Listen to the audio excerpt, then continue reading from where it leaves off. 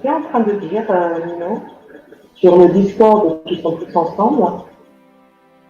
Ouais, mais Lara, tu me connais. Si tu sais que si je parle, c'est que je suis sûr. Moi, je parle pas si j'ai pas les preuves. Ça, c'est Lou. On voit bien que c'est Lou qui banne tout le monde, c'est Lou qui prend des décisions, et c'est Lou qui met à mal d'anciens leaders comme Jules, Maximus, tu vois, tout ce monde-là, quelque part, quand il donne un ordre, ça obéit. Voilà. C'est pour ça que ce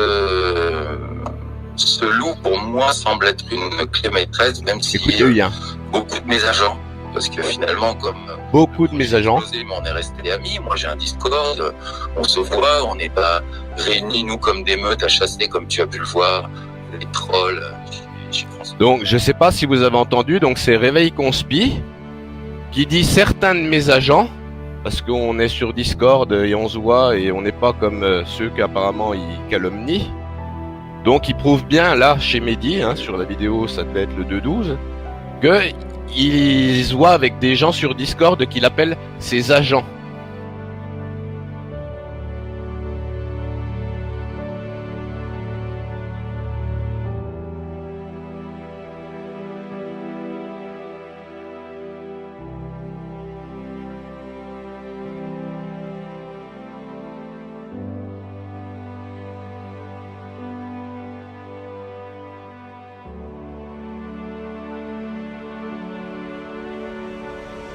Attention, c'est du lourd. Le 12 juillet dernier, le site Cryptom, sorte d'ancêtre de Wikileaks, qui publie des documents que les gouvernements et les sociétés n'aimeraient pas voir sur le net, a mis en ligne le témoignage et les explications techniques d'un ex-agent de COINTELPRO. COINTELPRO est une organisation US liée au FBI dont la mission était de faire de la désinformation et de foutre le bordel parmi les groupes d'activistes. Officiellement, COINTELPRO a disparu en 1971, mais l'organisation a juste changé de nom. Maintenant, en plus d'infiltrer de manière classique des groupes d'activistes, cette organisation gouvernementale officie sur le net pour enterrer les bad buzz et noyer le poisson sur les forums d'activistes. Le 18 juillet, ce témoignage sur Cryptom a été mis en avant sur Slashdot, un contributeur de longue date, et chose étrange, le post a été censuré, ce qui a attiré mon attention sur le sujet. Ce document met au jour toutes les techniques employées par les gouvernements, les désinformateurs, les politiques, etc. sur le net, mais aussi dans la vraie vie, pour décrédibiliser leurs adversaires et enterrer les sujets sensibles. C'est très orienté US, mais ce serait une erreur de croire que ce genre de pratique n'a pas lieu en France. C'est riche d'enseignements, et au fur et à mesure que je lisais le document, je me rendais compte que j'avais déjà été le témoin de ces manipulations, à la télé, dans les débats politiques et dans les interviews, dans les journaux, mais chose plus troublante, dans les commentaires sur mon site ou d'autres sur Twitter. Sans tomber dans la parano, je me demande maintenant si certaines personnes qui viennent poster et semer le doute dans certains de mes articles un peu sensibles sont juste des trolls qui s'emmerdent ou des agents désinformateurs. Mais peu importe, lisez ce document, certes un peu long mais passionnant, qui vous permettra de détecter à l'avenir les tentatives de manipulation dont nous faisons tous l'objet, en tant que personne ayant une opinion ou en tant que simple spectateur. Il existe plusieurs techniques dédiées au contrôle et à la manipulation d'un forum sur Internet, peu importe le contenu ou les personnes qui sont dessus. Nous allons voir chaque technique et démontrer qu'un nombre minimum d'étapes suffit à prendre efficacement le contrôle d'un forum incontrôlable. Technique numéro 1. Forum sliding. Si un post très sensible de nature critique a été posté sur le forum, il peut être rapidement supprimé grâce au forum sliding. Dans cette technique, un nombre de posts ou sujets en français sans rapport sont discrètement positionnés sur le forum et vieillissent. Chacun de ces posts sans rapport peut être appelé pour lancer un forum slide, glissement de forum.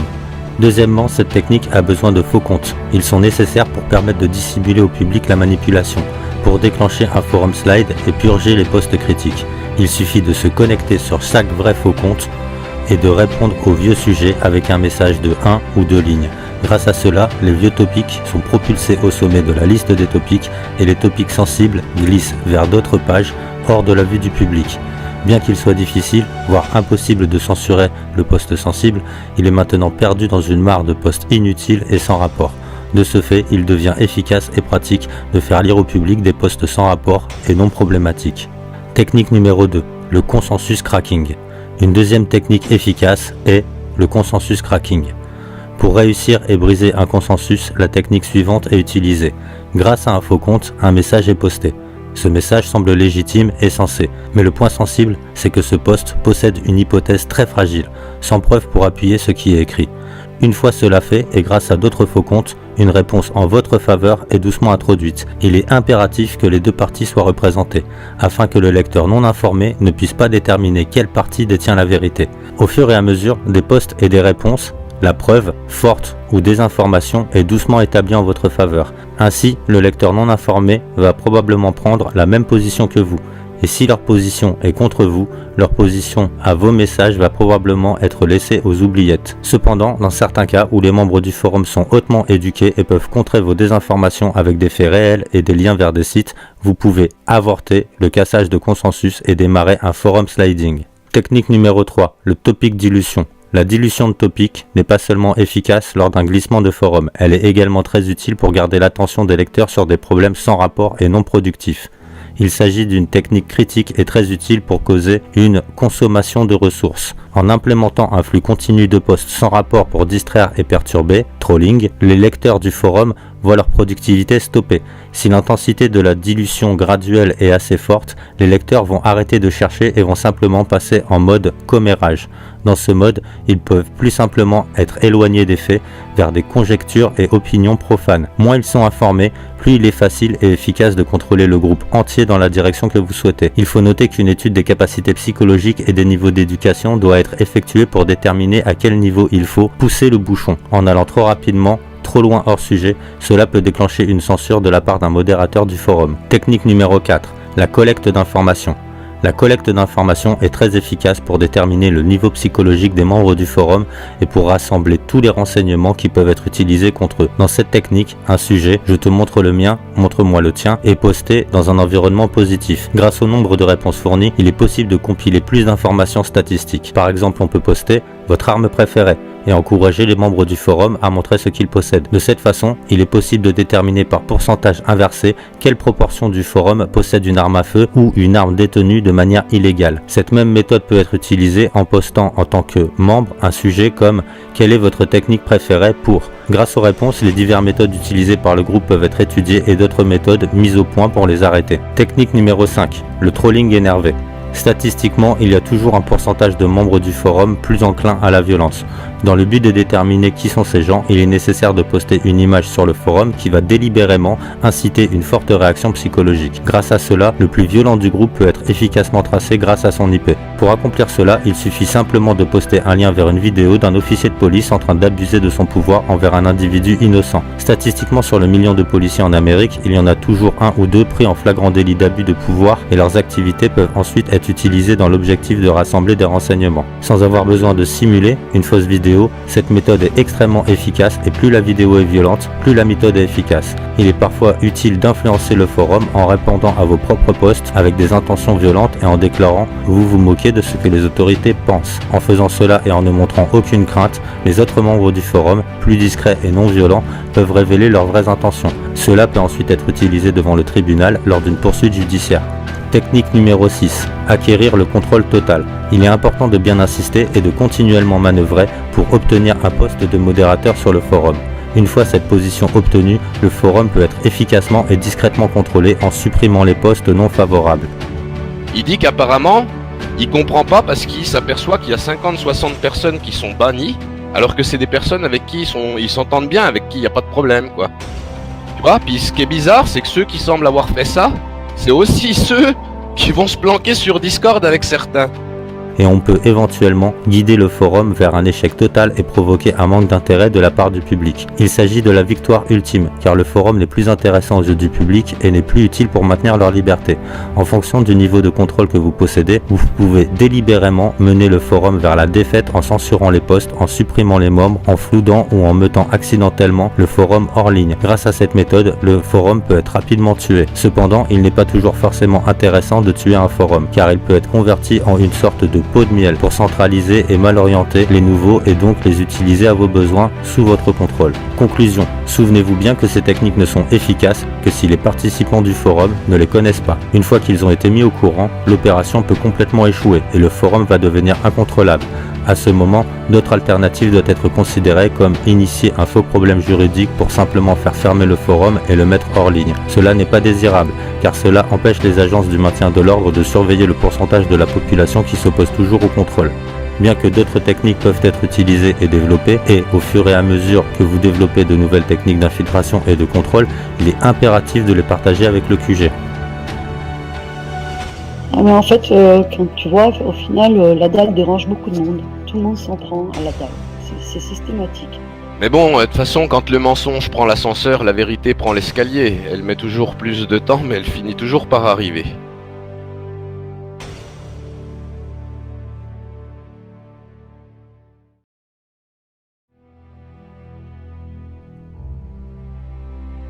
Au même moment où je faisais les allusions à Mehdi quand je lui envoyais des petites phrases comme ça que beaucoup comprenaient pas, puis que je disais hey, Discord c'est un peu comme la franc-maçonnerie. On dirait qu'il y a des gars qui vont s'y planquer pour aller conspirer dans le dos des autres. C'est vrai, ça avait pas de sens quand tu dis une phrase comme ça, mais finalement des fois tu vois quand t'as toutes les pièces du puzzle, elles prennent toutes leur sens. Si tu regardes le parcours de Conspi, il allait chez Mehdi. En fait, il se servait des émissions de Mehdi pour cracher sur la dalle, il venait ici pour cracher sur la dalle, et rappelle-toi, à un moment, je t'ai emmené vers une vidéo où les gens, ils avaient compris que François, il avait rien à voir sur le fait qu'on lui dégueulait dessus, et que ça venait de ceux qui venaient au micro pour leur dégueuler dessus. Heureusement qu'ils sont pas débiles à la dalle non plus, parce que ils auraient vite fait de faire des histoires, ces gens-là. Mais bon, tout le monde n'est pas aveugle, les gars, là. Vous avez beau faire vos petites magouilles en douce, on n'est pas tous aveugles, et puis il y a des gens qui passent l'information des fois. Surtout quand vous essayez de foutre la merde et diviser. Dites-le vous.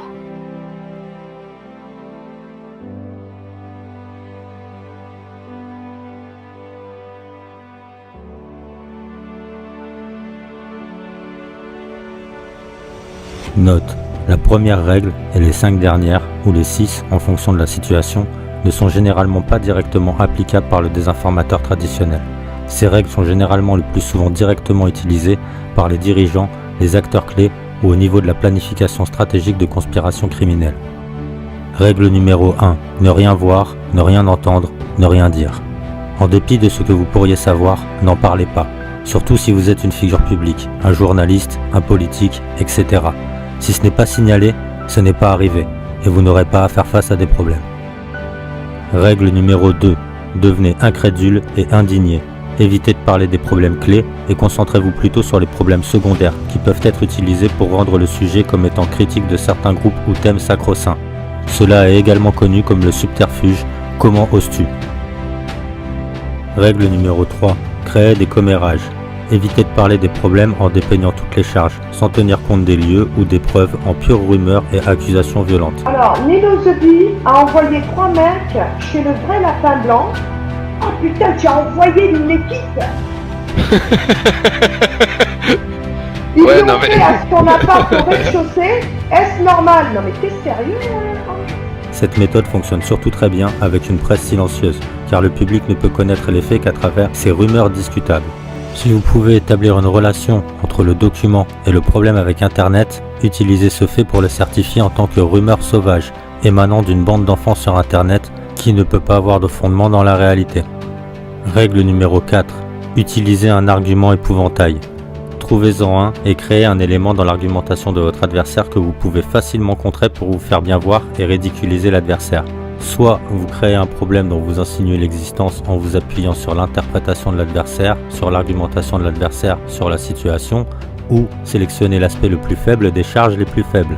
Amplifiez leur impact et détruisez d'une façon discréditante toutes les charges, réelles et fabriquées, tout en évitant de parler des véritables problèmes. Règle numéro 5. Écartez vos adversaires en leur donnant des surnoms et en les ridiculisant. T'as vu comment il m'appelle The Bee. The Bee comme Réveil Conspi. Ouais, comme Réveil Conspi, ouais. Ouais, Réveil Conspi te surnomme comme ça, The Bee. Mais lui, il l'écrit pas pareil. Mais tu vois, c'est parce qu'il m'appelle comme ça sûrement dans leur groupe à la con. Cela est aussi connu comme étant le stratagème « attaquer le messager ». Bien que d'autres méthodes soient une variante de cette approche, associer les adversaires avec des noms peu flatteurs comme fou, partisans de droite, libéral, partisans de gauche, terroristes, adorateurs de complot, radicaux, miliciens, racistes, Fanatiques religieux. Puis après, en fait, il y a les nazis 2.0, que sont Maximus et toute cette équipe, c'est-à-dire les extrémistes religieux. Déviants sexuels et bien d'autres. Cela permet d'empêcher les autres d'éventuellement s'associer à vos adversaires de peur de se faire traiter de la même façon, et vous évitez donc de parler des vrais problèmes. Règle numéro 6. Frappez et courez. Dans n'importe quel forum public, attaquez brièvement votre adversaire ou la position de l'adversaire et fuyez avant qu'une réponse ne soit publiée, ou ignorez tout simplement la réponse. Cela marche extrêmement bien sur Internet dans les environnements de type courrier des lecteurs, dans lequel un flux continu de nouvelles identités peuvent être utilisées pour éviter d'expliquer les critiques, d'argumenter. Faites simplement une accusation ou une attaque, ne parlez jamais des problèmes et ne répondez jamais, car ceci donnerait du crédit au point de vue de l'adversaire. Bon, ben ok, on t'a lu, Andy, on t'a lu. Viens, monte un petit peu. Règle numéro 7. Motif d'interrogation. Amplifiez chaque fait qui pourrait laisser penser que l'adversaire opère selon un parti pris. Cela évite de parler des problèmes et oblige l'accusateur à se mettre sur la défensive. Règle numéro 8. Invoquez l'autorité. Prétendez que vous faites partie de l'autorité ou associez-vous avec celle-ci en utilisant assez de jargon ou de termes pour illustrer que vous êtes celui qui sait et discréditer tous les propos sans parler des problèmes ni démontrer pourquoi ou citer des sources. Règle numéro 9. Jouez à l'abruti. Peu importe quels sont les arguments ou les preuves sur la table, évitez de parler des problèmes sauf pour les discréditer. Dire que cela n'a aucun sens, ne contient aucune preuve, n'a aucun intérêt ou est illogique. Mélangez bien pour un effet maximal. La dalle, réveillez-vous. Lou, il sort d'où, Lou? Il sort de nulle part et d'un seul coup, il met à l'amende tout le monde. Les chrysalides, il les met tous à l'amende, il les met tous au pas. Mais tu vois Quand que il tu dit un critiques... truc, ça bouge. Excuse-moi. ça bouge pas. Que tu critiques la dalle là comme ça, maintenant, ça me dérange Attends, absolument pas. Non, mais là, ça me dérange pas. Mais que tu vas derrière leur dos. Attends, mute-toi s'il te plaît, je suis en Ouais, train mais de parler que avec toi. Mais que tu Tu vas m'as derrière le dos des gens pour parler pouvoir bête. me laisser un peu Ça, respirer c'est pas. maintenant. Même ça, c'est pas ça. D'aller parler bête comme tu vous l'avez fait là derrière et dire ouais, on leur a pour une live, ça c'est bas. Ça c'est de la merde. Ben les gens, ils vous ont. Je te dis, dans ton Discord, je te dis comment ça s'est passé. Il y a quelqu'un Mais qui. gros, Il y si a mon quelqu'un- Discord il est il y a ouvert, c'est que c'est public. Gros, Simon, je viens de te le Écoute, il y dire, a si mon quelqu'un qui vous Discord, a il est ouvert. entendu parler, J'ai mis le lien sur le pourquoi Discord de tu laisses pas François, tu finir vois. qui a fait un Si j'ai mis copier-coller mon Discord sur de le- votre de François, discussion. gros. Ouais, mais C'est parce non. que j'ai rien à cacher. Il est ouvert, tu Non, peux non, screener. non, il est pas ouvert. Tu laisses pas rentrer n'importe qui. Ne commence pas Ah, à me toi raconter non. n'importe Toi, quoi. je dis- Règle numéro 10. Associez les critiques de l'adversaire avec de vieilles actualités. Et le réseau YouTube avec les RP 2.0. Et puis maintenant la dalle, qui semble être un nouveau RP 2.0. Un dérivé de l'argument épouvantail, qui est une sorte d'investissement pour le futur dans le cas où le problème ne peut pas être facilement contrôlé. On peut l'anticiper pour garder le contrôle.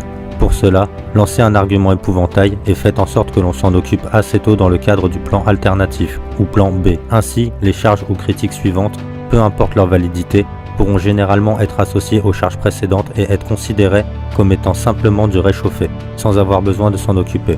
Encore mieux si l'adversaire qui en est à l'origine est ou était impliqué à l'origine. Règle numéro 11. Établissez un plan B et ayez confiance en celui-ci. Utilisez un problème mineur ou un élément basé sur des faits et prenez la grande route, face publique, et confessez avec vigueur qu'une erreur innocente a été faite, mais que les adversaires ont saisi l'opportunité de la mener hors de proportion et d'insinuer des choses malhonnêtes qui, bien entendu, n'existent pas. D'autres personnes peuvent vous renforcer plus tard et même demander publiquement de mettre un point final à ce non-sens, car vous avez déjà fait la chose juste.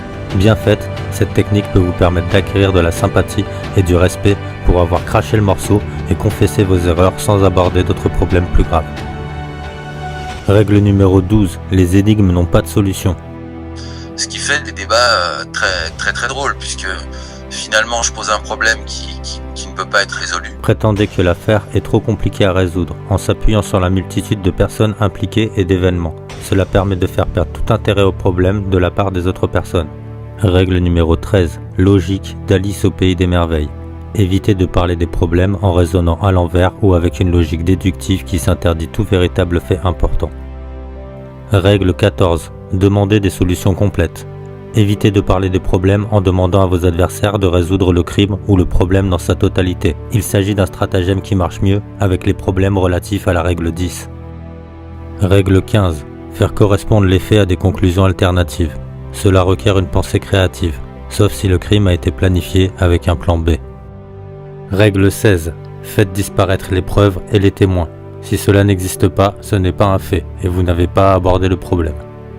Règle 17. Changez de sujet. Généralement en lien avec l'un des autres stratagèmes listés ici, trouvez une façon de mettre la discussion sur le côté avec des commentaires mordants et controversés dans l'espoir de détourner l'attention sur un sujet plus gérable. Cela marche surtout très bien avec les gens qui peuvent débattre avec vous sur le nouveau sujet et polariser la discussion dans le but d'éviter de parler des problèmes clés. Règle 18. Contrarier et provoquer les adversaires et donnez-leur une charge émotionnelle. Si vous ne pouvez rien faire d'autre, réprimandez et ralliez vos adversaires et obligez-les à répondre de manière émotionnelle, ce qui va permettre de les faire passer pour des gens stupides et beaucoup trop motivés. D'ailleurs, vous avez un loup à la tête de la meute. Comment ça se fait que ce loup, on dirait un chef de brigade, sans déconner. Regardez bien ce qui se passe. Tu vois, regarde, c'est la preuve que... Ça, c'est la preuve, ce que tu es en train de dire, que vous racontez que de la merde et que vous avez finalement aucun argument pour faire avancer. Je te parle du ressenti. Qu'est-ce que tu viens t'énerver après un ressenti? C'est pas une accusation, c'est pas un homicide, c'est pas une preuve, c'est un ressenti. Qu'est-ce que tu viens de braquer contre un ressenti? Calme-toi, détends-toi. Non seulement vous éviterez de parler des problèmes, mais même si leur réponse émotionnelle aborde le problème, vous pouvez après éviter les problèmes en vous concentrant ô combien sur « ils sont trop sensibles pour critiquer ». Règle 19. Ignorez les preuves présentées, demandez des preuves impossibles. Il s'agit peut-être ici d'une variante de la règle « jouer l'idiot ». En dépit des preuves qui peuvent être présentées par un adversaire sur un forum public, prétendez que la preuve n'est pas recevable et demandez une preuve qui est impossible à trouver pour l'adversaire. Elle peut exister, mais elle n'est pas à sa disposition ou elle est connue comme étant comme quelque chose de facile à détruire ou falsifier, comme une arme de crime. Dans le but de complètement éviter de parler des problèmes, il peut être nécessaire de catégoriquement discréditer les médias ou les livres, renier le fait que les témoins peuvent être acceptables et renier même les déclarations faites par le gouvernement ou par d'autres autorités. Règle 20. Fausses preuves. Dès que possible, introduisez de nouveaux faits ou indices conçus et fabriqués en conflit avec les présentations et les arguments de l'adversaire. Un outil pratique pour neutraliser les problèmes sensibles et entraver les résolutions. Cela marche encore mieux lors des crimes pour lesquels les faits ne peuvent pas être distingués des fausses preuves. Règle 21. Faites appel à un jury d'accusation, un procureur spécial ou un autre corps habilité à l'investigation. Renversez le processus en votre faveur et neutralisez efficacement les problèmes sensibles sans ouvrir la discussion. Une fois réunis, la preuve et le témoignage doivent être secrets pour être bien gérés. Par exemple, si vous êtes de mèche avec le procureur, le jury d'accusation peut tout simplement refuser toutes les preuves utiles, les sceller et les rendre inutilisables pour des enquêtes ultérieures. Une fois qu'un verdict favorable est atteint, le problème peut être officiellement considéré comme fermé. Généralement, cette technique s'applique pour rendre le coupable innocent, mais elle peut aussi être utilisée pour obtenir des accusations lorsque l'on cherche à faire un coup monté contre la victime. Règle 22. Fabriquez une nouvelle vérité. Créez vos propres experts, groupes, auteurs, meneurs ou influenceurs capables de créer quelque chose de nouveau et différent via des recherches scientifiques, d'investigation ou sociales ou des témoignages qui se terminent favorablement. Dans ce cas, si vous devez vraiment aborder les problèmes, vous pourrez le faire autoritairement. Règle 23. Créer de plus grandes distractions. Si ce qui est cité ci-dessus ne fonctionne pas pour éloigner les gens des problèmes sensibles ou pour empêcher une couverture médiatique indésirable d'événements comme des procès, créez de plus grosses histoires ou traitez-les comme telles pour éloigner les masses. Règle 24. Le silence critique. Si les méthodes ci-dessus ne prévalent pas, pensez à supprimer vos adversaires de la circulation grâce à des solutions définitives afin que le besoin d'aborder les problèmes soit entièrement supprimé. Cela peut se faire par la mort, l'arrestation et la détention, le chantage, la destruction de leur personnalité grâce à la fuite d'informations ou encore en les détruisant financièrement, émotionnellement ou en leur infligeant des dommages sévères au niveau médical. Règle 25. Disparaissez. Si vous êtes le détenteur clé de secrets ou si vous êtes beaucoup trop sous pression et que vous sentez que cela commence à être dangereux, quittez les lieux.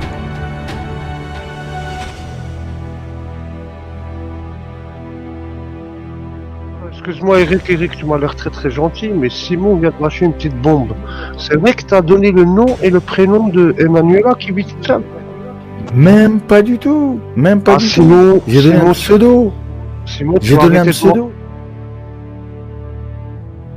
Je reconnais que je l'ai fait. Bon, bah voilà, politiquement, moi je pensais pas que ça allait foutre le bordel. Bah désolé. Hein. Mais je veux dire, Manuela, déjà, mais je l'ai fait dès le début. Je l'ai fait des moments où on m'a averti en live qu'il y avait un problème. Mais bon, de toute façon, quand le mensonge prend l'ascenseur, la vérité prend l'escalier. Elle met toujours plus de temps, mais elle finit toujours par arriver.